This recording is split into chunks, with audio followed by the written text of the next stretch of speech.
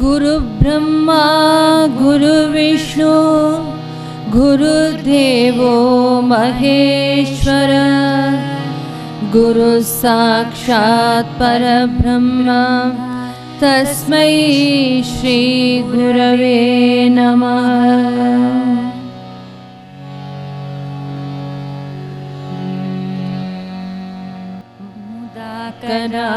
मोदकं सदा विमुक्तिसाधकं कलाधरावदंसकं विलासि लोकरक्षकं मुदाकरातमोदकं सदा विमुक्तिसाधकं कलाधरावदंसकं विलासि लोकरक्षकम् अनायकैकनायकं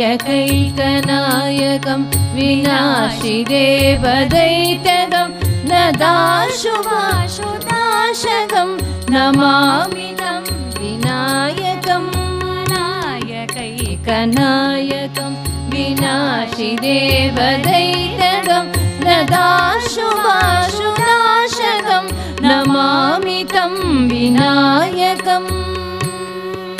नमामि तं विनायकम्। न चेतरातिभीकरं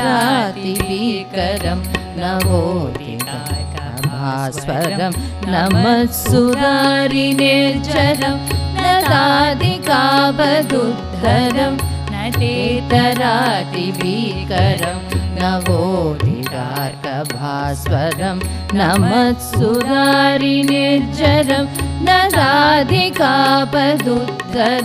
सुरेश्वरं निधीश्वरं गजेश्वरं गणेश्वरं महेश्वरं तमाश्रये परात्परं निरन्तरं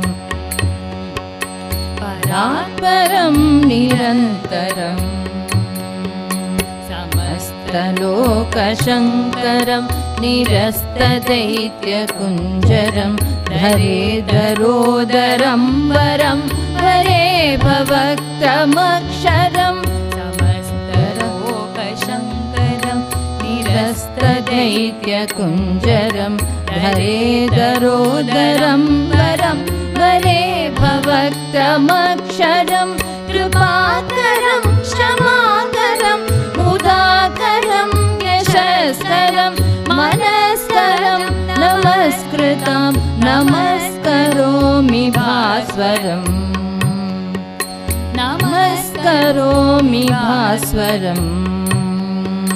अकिञ्चनातिमार्जनं चिरन्दनोक्तिभाजनं पुरारिपूर्वनन्दनं सुरारिगर्वचर्वणम् अकिञ्चनातिमार्जनं चिरन्दनोक्तिभाजनं पुरारिपूर्वनन्दनं सुरारिगर्वचर्वणं प्रपञ्चनाशभीषणं धनञ्जयादिभूषणं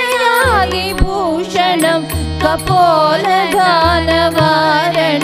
भजे पुराणवारणं भजे पुराणवारणम्। कान्तकान्तकान्तिमन्तकान्तकात्मजम् अचिन्त्यरूपमन्दहीनं मन्दरायक्रन्दनं नितान्तकान्तदन्तकान्ति अन्तकान्तकात्मजम् अचिन्त्यरूपमन्दहीनं मन्दरायक्रन्दनं हृदन्दरे निरन्तरं वसन्तमेव योगिनां तमेगतं तमेव तं विचिन्तयामि सन्ततं हृदन्तरे निरन्तरं वसन्तमेव योगिनां तमेगतं तमेव तं विचिन्तयामि सन्ततम्।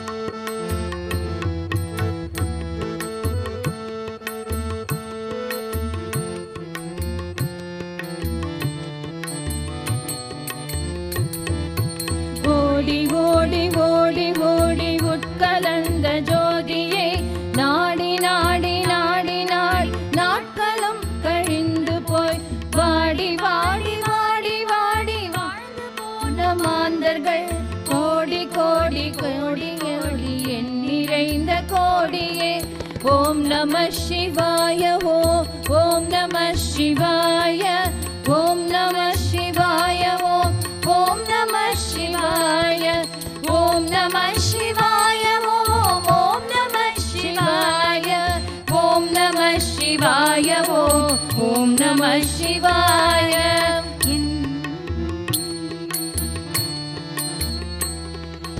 என்னிலே இருந்த ஒன்றை யானறிந்ததில்லையே, என்னிலே இருந்த ஒன்றை யானறிந்த கொண்டபின், என்னிலே இருந்த ஒன்றை யாவர் காண வல்லரோ, என்னிலே இருந்த யான் உணர்ந்து கொண்டு கொண்டேனே. ஓம் நம சிவாய ஓம் நம சிவாய ஓம் நம சிவாய ஓம் நம சிவாய ஓம் நம சிவாய ஓம் நம சிவாய ஓம் நம சிவாய ஓம் நம சிவாய.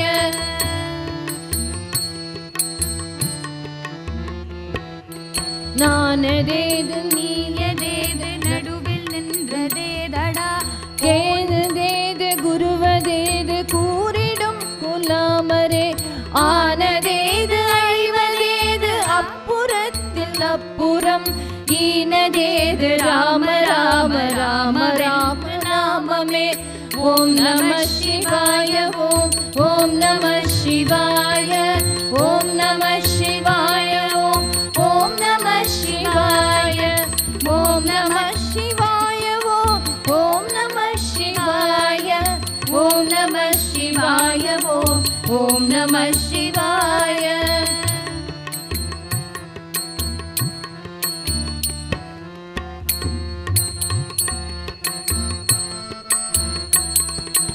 அஞ்செழுத்திலே வளர்ந்து அஞ்செழுத்திலே வளர்ந்து அஞ்செழுத்தை ஓதுகின்ற பஞ்சபூத காவிகள், அஞ்செழுத்தில் ஓரெழுத்து அறிந்து கூற வல்லிரேல், அஞ்சல் அஞ்சல் என்று நாடு நம்பலத்தில் ஆடுமே. ஓம் நம சிவாய ஓம் நம சிவாய ஓம் நம சிவாய ஓம் நம சிவாய ஓம் நம சிவாய ஓம் நம சிவாய ஓம் நம சிவாய ஓம் நம சிவாய.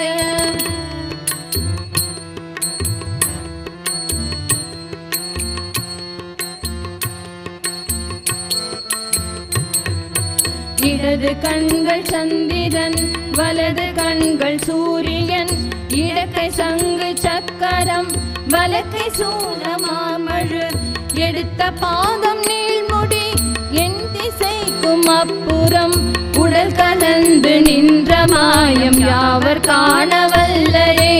ஓம் நம சிவாய ஓம் நம சிவாய ஓம் நம சிவாய ஓம் நம சிவாய ஓம் நம சிவாய ஓம் நம சிவாய ஓம் நம சிவாய ஓம் நம சிவாய.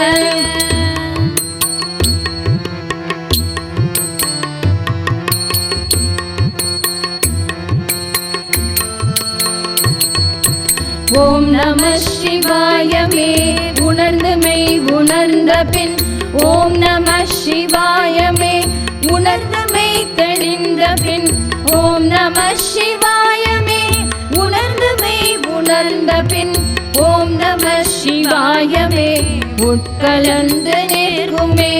ஓம் நம சிவாய ஓம் நம சிவாய ஓம் நம சிவாய ஓம் நம சிவாய ஓம் நம சிவாய ஓம் நம சிவாய ஓம் நம சிவாய ஓம் நம சிவாய ஓம் நம சிவாய ஓம் நம சிவாய ஓம் நம சிவாய ஓம் நம சிவாய ஓம் நம சிவாய ஓம் நம சிவாய ஓம் நம சிவாய ஓம் நம சிவாய ஓம் நம சிவாய ஓம் நம சிவாய ஓம் நம சிவாய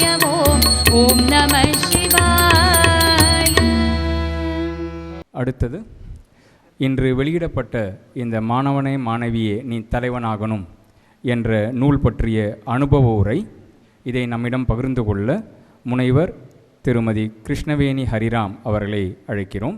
ஜெய் ஸ்ரீ ராமகிருஷ்ணா.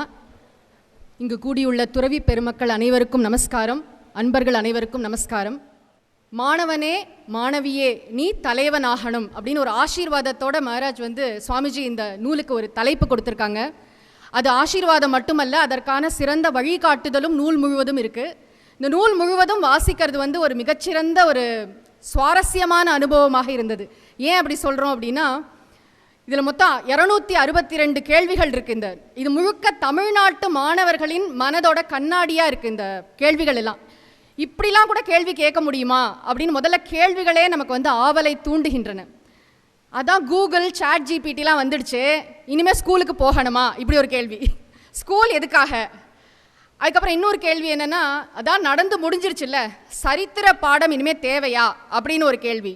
அப்புறம் எனக்கு நல்ல பதில் தெரியும், ஆனாலும் ஆசிரியர் கேட்டால் எனக்கு சொல்ல முடியாது, பயமாக இருக்குது, அப்படி கேள்விகள். தேர்வு பயம்.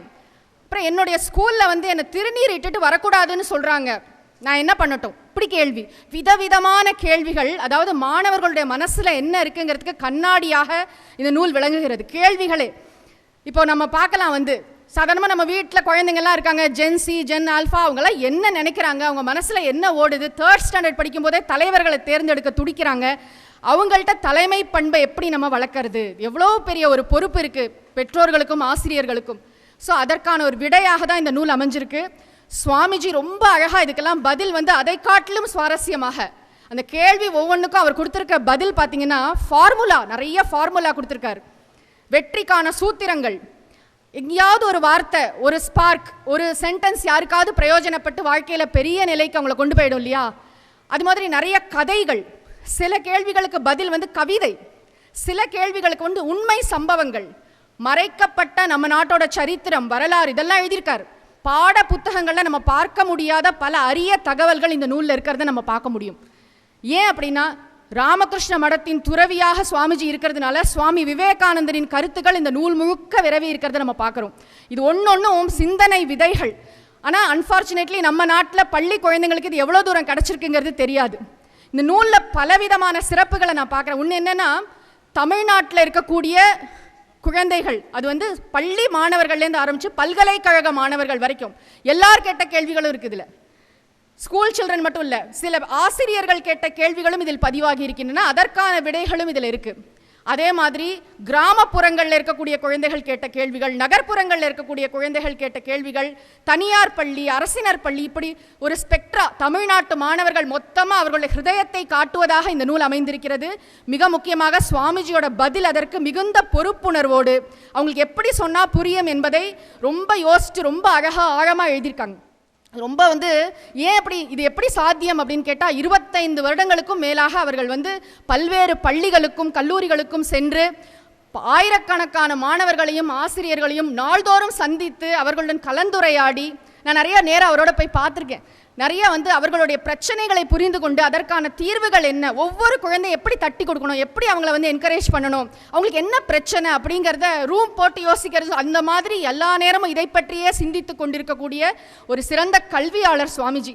அவர்கள் இளைய தலைமுறை மீது வைத்திருக்கக்கூடிய நம்பிக்கை, அவர்களிடம் அவர் காட்டும் அக்கறை, இதெல்லாம் ரொம்ப போற்றுதலுக்குரியது. ஒரு ஆசிரியர் பணியில் இருக்கிறதுனால இதை நன்றாக புரிந்து கொள்ள முடிகிறது. ஏன்னா மாணவர்கள் எத்தனையோ விதமான சுமைகள், மன அழுத்தங்கள், கவனச்சிதைவுகளின் காலத்தில் வாழ்ந்துட்டு இருக்காங்க. நம்ம ஈஸியாக சொல்கிறோம் படிப்பில் ஃபோக்கஸ் பண்ணல, ஏன் ஃபோக்கஸ் பண்ணல, என்ன பிரச்சனை அப்படிங்கிறத நம்ம யாருமே பார்க்கல. சுவாமிஜி அதை ரொம்ப அழகாக அந்த குழந்தைங்களை கையை பிடிச்சி கூட்டிகிட்டு போகிற மாதிரி அதுக்கு தெளிவான அழகான விளக்கங்கள்லாம் கொடுத்துருக்காங்க. இந்த நூலில் என்னை ரொம்ப கவர்ந்த இன்னொரு விஷயம் என்னென்னா, நூலோட பின் அட்டை. நீங்கள் பார்த்தீங்கன்னா பின் அட்டையை நம்ம யாருமே சாதாரணமாக கவனிக்க மாட்டோம். கவனித்து பார்த்தா அதில் 3 வெற்றிடம் விட்டுருக்காரு. முன் அட்டையில் நிறைய சாதனையாளர்களின் படங்கள்லாம் இருக்குது. பின் அட்டையில் மாணவனே மாணவியே நீ தலைவன் ஆகணும் அப்படிங்கிற ஒரு ஆசீர்வாதத்தோட அந்த இடத்த விட்டுருக்காரு. எவ்வளோ நம்பிக்கை சுவாமிஜிக்கு. உங்களுக்குலாம் எவ்வளோ பேருக்கு தெரியும் தெரியல, யூனிவர்சிட்டி கிராண்ட்ஸ் கமிஷன் இருக்கு இல்லையா, யூஜிசி, அவங்க ரொம்ப வருஷம் கழித்து ஒரு உண்மையை கண்டுபிடிச்சாங்க. என்ன அப்படின்னா, கல்லூரி மாணவர்கள்ட்ட நற்பண்புகள் இல்லை, மனித பண்புகள் ரொம்ப குறைவாக இருக்குது. ரொம்ப ஸ்மார்ட்டாக இருக்காங்க, ரொம்ப இன்டெலிஜென்ட்டாக இருக்காங்க, ஆனால் மனித பண்புகள் எங்கேயோ இந்த தலைமை பண்புகள்லாம் காணும் அப்படின்னு தான் யூனிவர்சல் ஹியூமன் வேல்யூஸ் அப்படின்னு ஒரு ப்ரோக்ராம் ஆரம்பிச்சாங்க. யாருக்குன்னா ப்ரொஃபஸர்ஸ்க்கு. கொரோனா சமயத்தில் ஆரம்பித்து நிறைய ப்ரொஃபஸர்ஸை ட்ரெயின் பண்ணுறாங்க. ஏன் ட்ரெயின் பண்ணுறாங்கன்னா, பள்ளியில் இது போன்ற இது நமக்கு இல்லை, இது போன்ற கல்வி நமக்கு இல்லை. இது வந்து பள்ளி நூலகத்துக்கு ஒரு நூல்லாம் இல்லை, ஒவ்வொரு வகுப்பறையிலும் இந்த நூல் இருக்கணும். வாரம் ஒரு முறையாவது இந்த கேள்விகளெல்லாம் வந்து குழந்தைங்க படிக்கணும். ஓ, இப்படிலாம் பதில் இருக்கா. ரொம்ப முக்கியமாக நம்ம சங்ககுரு சுவாமிஜி சொன்ன மாதிரி பெற்றோர்களுக்கு, ஆசிரியர்களுக்கு, கவுன்சிலர்ஸ், அவங்களுக்குலாம் இந்த நூல் பெரிதும் பயன்படும். எந்த கேள்விக்கு எப்படி பதில் சொல்லணும் அப்படிங்கிறது ரொம்ப தெளிவாக இந்த நூலில் பதிவாயிருக்கு. இந்த நூலை படித்து நிறைய நல்ல தலைவர்கள் நம் நாட்டுக்கு உருவாக வேண்டும் என்ற பிரார்த்தனையுடன் விடைபெறுகிறேன். நன்றி, நமஸ்காரம். அடுத்து இந்த மாணவனே மாணவியே நீ தலைவனாகணும் என்ற இந்த நூல் விளையாட்டு விழாவின் ஏற்புரை நிகழ்த்துபவர் ஸ்ரீமத் சுவாமி விமுர்த்தானந்தி மகராஜ் அவர்கள். ஓம் யதாக்னேர்தாஹிகா சக்தி ராமகிருஷ்ணே ஸ்திதாகியா சர்வ வித்யா ஸ்வரூபாம் தாம் சாரதாம் பிரணமாம்யகம். இந்த விழாவை மிக சிறப்பாக நடத்துவதற்கு ஆசிகள் வழங்கிய எங்களது சங்ககுரு தவ திரு சுவாமி பிரசிடென்ட் மகராஜ் ஸ்ரீமத் சுவாமி கௌதமாஞ்சி மகராஜுடைய பாதார விந்தங்களை வணங்கி இந்த நிகழ்ச்சி நடத்துவதற்கு சொன்ன உடனே ஒத்துக்கிட்ட நம்முடைய பத்மஸ்தாஞ்சி மகராஜ் அவர்களுக்கும், இதை பிரம்மகான சபாவே ஏற்று நடத்தும் அப்படின்னு சொன்ன நல்லி குப்புசாமி செட்டியார் அவர்களுக்கும், சொன்ன உடனே எல்லாருமே இது எங்களுடைய பாக்கியம் அப்படின்னு சொல்லி, ஸ்ரீராம்ஜி முதல் சுதாமா முதல் செல்வம், அவர் செல்வம் அப்படின்னா விஐடி செல்வம் அல்ல, விஐடியின் செல்வம், அப்படி இருக்கக்கூடிய நம்முடைய அருமை செல்வம் அவர்களுக்கும், மிக சிறப்பாக இந்த நூலை பற்றி பேசிய அனைவருக்கும் எல்லோருக்கும் நன்றி. இதில் நாம் கவனிக்க வேண்டியது ஒரு விஷயம், சுவாமி விவேகானந்தருடைய கருத்துக்கள் எல்லாமே இளைஞர்களுக்கானவை. நிறைய விஷயங்கள் சொல்லியிருக்கார் இளைஞர்களுக்காக. எனது நம்பிக்கை இளைஞர்களிடம்தான் அப்படின்னு சொன்னவர், முதலில் சொன்னவர் யார், எப்போ சொல்கிறாரு? விவேகானந்த சுவாமி சொல்கிறார். எப்போ சொல்கிறார்? இந்திய நாடு அடிமை நாடாக இருந்த சமயத்தில். இப்போ சொல்லலாம், சுய முன்னேற்ற கருத்துக்கள் இப்போ சொல்லலாம், பெரிய விஷயம் கிடையாது. ஆனால் பாரத தேசம் அடிமைப்பட்டு கிடந்த அந்த காலகட்டத்தில் உன்னை நீ நம்பு அப்படின்னு சொல்கிறதுக்கு எவ்வளோ தைரியம் வேணும். அது சுவாமி விவேகானந்தருடைய சிறப்பம்சம். நம்ம எல்லாம் பார்க்குறோம். செல்வஞ்சி ரொம்ப சொல்லிகிட்டு இருந்தார் ஜென்ஜி. இப்போ பார்த்தீங்கன்னா நம்ம வந்து சாதாரணமாக நம்ம பையன் தானே அப்படின்னு நினைக்கிறோம். எல்கேஜி யூகேஜி அவன் என்ன கேஜி இருக்க போகிறான், 40 கேஜி 50 கேஜி தான் இருப்பான்னு நினைப்போம். ஆனால் அந்த 40 கேஜியும் 60 கேஜியும் சேர்ந்து ஆட்சி மாற்றத்தையே உருவாக்கக்கூடிய நிலைமையை நாம் பார்க்கிறோம். ஆனால் சுதாமா ரொம்ப அருமையாக சொன்னாங்க, அது சாதாரணமாக இருக்குது. இப்படி அல்ல அது. அதாவது வேகமாக வந்துடுறாங்க, ஆனால் தகுதிகள் இருக்கிறதா? All may not become leaders, but everyone should have leadership qualities. எல்லோரும் தலைவன் ஆக முடியாது, ஆனால் அனைவருக்கும் நம்முடைய அம்மா, நம்முடைய பாட்டி, தாத்தா தலைமை பண்புகள் இருந்தன. அந்த தலைமை பண்புகள் தான் இப்போ ரொம்பவும் தேவையாக இருக்கிறது. விவேகானந்த சுவாமி சொல்வார், work like a master, not like a slave அப்படிம்பார். நிறைய பேர் பார்த்தோன்னா ஸ்லேவ் தான், கடிகாரம் பார்த்து வேலை செய்பவர்கள், சம்பளத்தை மட்டுமே பார்த்து வேலை செய்பவர்கள். ஆனால் விவேகானந்த சுவாமி சொல்கிறார், உனக்குள் என்ன திறமை இருக்கிறதோ அந்த திறமையை வெளிப்படுத்தும் வகையில் நீ பாடு, பேசு, எழுது, சமைக்கவும் செய், சாப்பிடவும் செய். உன் திறமை எது இருந்தாலும் உன் திறமை வளர வேண்டும், வெளிப்பட வேண்டும். அதனால தான் சுவாமி விவேகானந்தர் இளைஞர்களை அதிகமாக நம்பினார். சுவாமி விவேகானந்தர் சொன்ன கருத்துக்கள் எல்லாமே தங்க கட்டிகள், எல்லாமே வந்து கோல்டன் பார் மாதிரி இருக்குது, எல்லாமே கோல்டன் பிஸ்கட் மாதிரி இருக்குது. அப்படியே நம்ம அணிய முடியாது. யாராவது 2 காதில் வந்து 2 கோல்டன் பிஸ்கட் வச்சுக்க முடியுமா? அந்த தங்க கட்டிகளை அப்படியே நாம் அணிந்து கொள்ள முடியாது. அது ஆபரணமாக்க வேண்டும். அந்த தங்க ஆபரணங்கள் தான் நம்மை அலங்கரிக்கும்.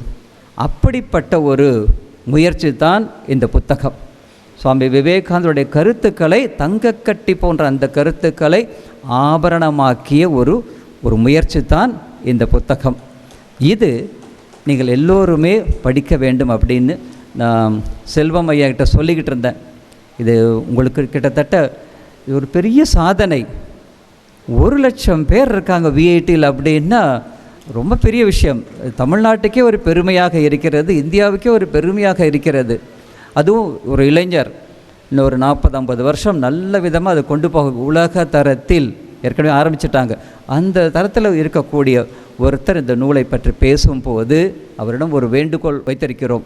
என்னென்னா, உங்களுடைய பேராசிரியர்கள், உங்களுடைய ஆசிரியர்கள் மத்தியில் இதை பற்றி பேசணும். அவங்க பேசணும். மாணவர்கள் மனதில் என்னென்ன கருத்துக்கள் இருக்கின்றன, அவன் என்னென்ன கேள்விகளை வைத்திருக்கிறான், அந்த கேள்விகளுக்கு இவர்கள் முதலில் ஆசிரியர்கள், பெற்றோர்கள் அவர்கள் நல்ல பதில்களை வைத்திருக்க வேண்டும். அதற்காக ஒரு செமினார் மாதிரி ஒன்று ஏற்பாடு செய்யுங்க அப்படின்னு ராமகிருஷ்ண மடத்தின் சார்பில் விஐடி செல்வம் ஐயா அவர்களிடம் இந்த வேண்டுகோளை வைக்கின்றோம். ஏனென்றால் ஒரு மாணவனை திருத்துவது அல்லது ஒரு மாணவனுக்கு புகட்டு என்பது ஒரு 1-to-1. ஆனால் ஒரு ஆசிரியர் கருத்துக்களை ஏற்றுக்கொண்டால் அவர் மூலமாக 1000 பேருக்கு போய் சேரும்.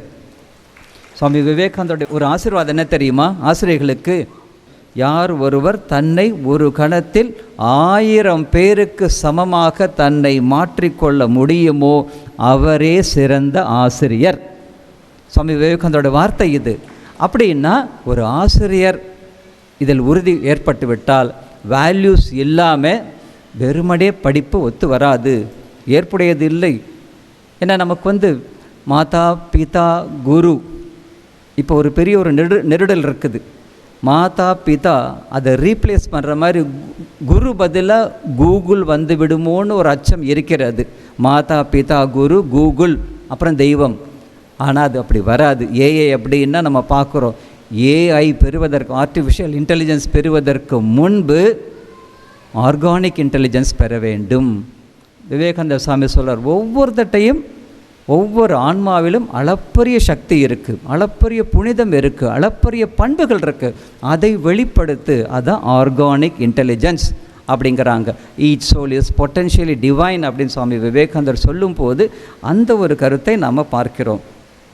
விவேகானந்தர் சுவாமி சொல்லுவார் ஒரு இடத்துல, எனக்கு என்ன தெரியுமா ஆசை, சிறந்த கருத்துக்களை ஒவ்வொரு வீட்டிற்கும் எடுத்து சென்று உபதேசிக்க வேண்டும். நல்ல கருத்து மடங்களில் மட்டுமே இருந்தால் போதாது, எல்லா இடத்துக்கும் போகணும். இல்லங்களுக்கு போகணும், இல்லங்கள் மூலமாக உள்ளங்களுக்கு போக வேண்டும். இது சுவாமிஜி எதிர்பார்க்கக்கூடிய ஒரு முக்கியமான விஷயம். ஒரு சின்ன உதாரணம் சொல்கிறேன்னா, திருத்துறைப்பூண்டியில் நாங்கள் ஒரு ரொம்ப ரொம்ப ரொம்ப சாதாரண பிள்ளைங்களுக்கு டியூஷன் எடுக்கிறோம். ரொம்ப ரொம்ப சாதாரண பிள்ளைங்க. திருத்துறைப்பூண்டியிலேருந்து பக்கத்தில் ஒரு வில்லேஜ் இருக்குது. தீபாவளிக்காக அந்த ஊருக்கு போயிருந்தோம். அங்கே ஊருக்கு போயிட்டு தீபாவளி ட்ரெஸ்ஸு இதெல்லாம் கொடுத்துட்டு வந்தோம். அப்போ ஒரு சின்ன பையன்கிட்ட கேட்டேன், ஏதாவது நீ எந்த ஊருக்கு நீ போக விரும்புகிற?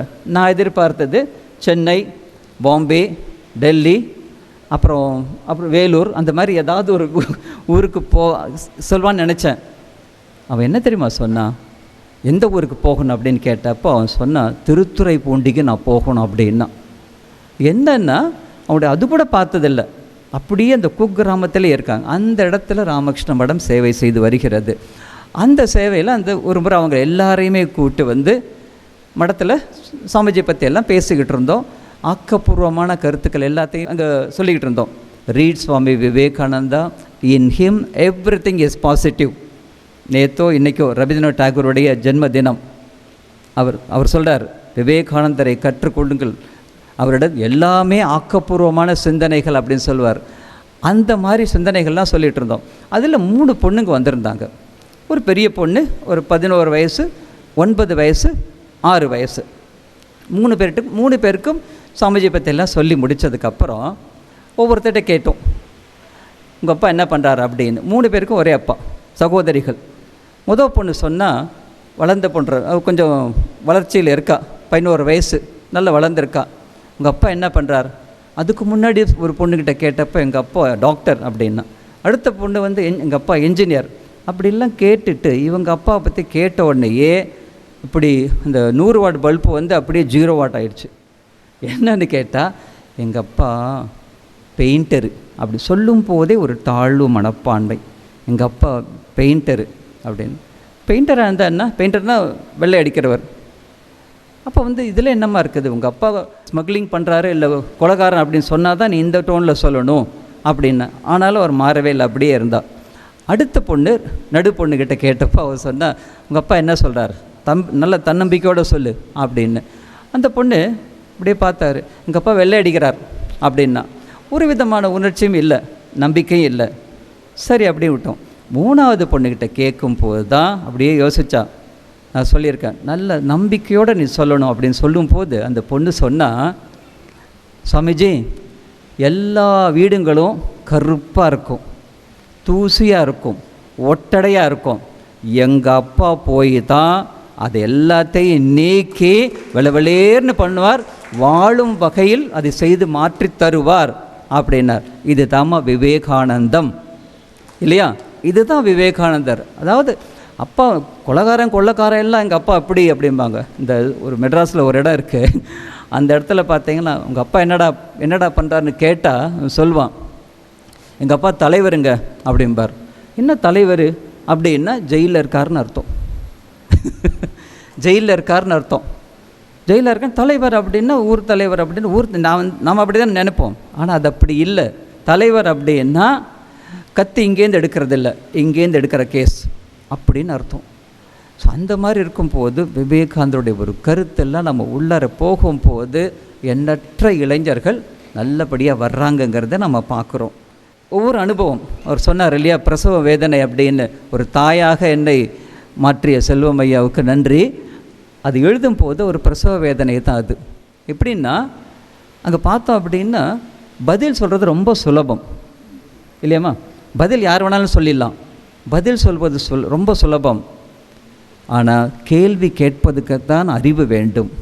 நான் முக்கியமாக சொல்கிறேன், வேதத்திலெல்லாம் பார்த்தீங்கன்னா உபனிஷத்தெல்லாம் பார்த்தோம் அப்படின்னா நல்ல கேள்விகள் தான் கேட்பாங்க, நல்ல கேள்விகள் இருக்கும். Questioning is deepening. Questioning is deepening. ஒரு நல்ல கேள்வி கேட்கும் போது அவன் ஆழ்ந்து போகின்றான். ஆழ்ந்து போய் அவனுடைய தேடல் என்ன என்பதை அவன் கண்டுபிடிக்கிறான். அப்படின்னா அந்த தேடலுக்கு நாம் சரியான ஒரு விளக்கம், விடை, ஒரு வழிகாட்டுதல் கொடுக்க முடியுமா அப்படிங்கிறது தான் அது ஒரு நல்ல ஒரு அருமையான ஒரு முயற்சியாக இருக்கிறது.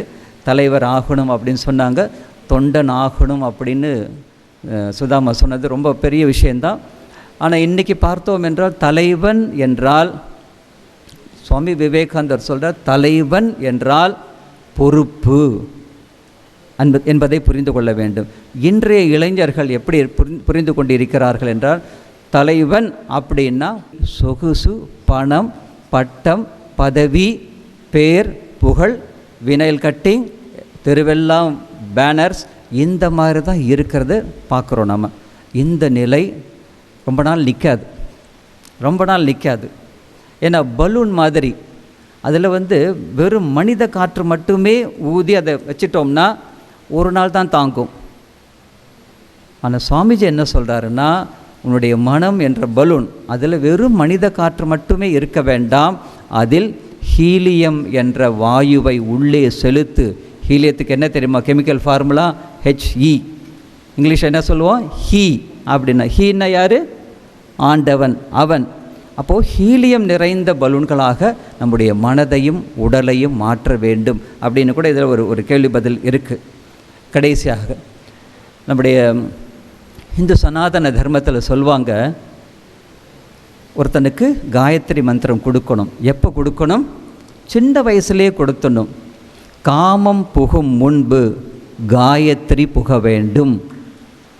ரொம்ப அருமையான விஷயம். காமம் புகும் முன்பு. காமம் அப்படின்னா உடல் இச்சை மட்டுமல்ல, பொருள் இச்சை, தன்னுடைய உடல் மீதே வரும் இச்சை, எல்லாத்தையும் பார்க்கறது, தன்னை தவிர பாக்கி எல்லாத்தையும் நேசிக்கக்கூடியது.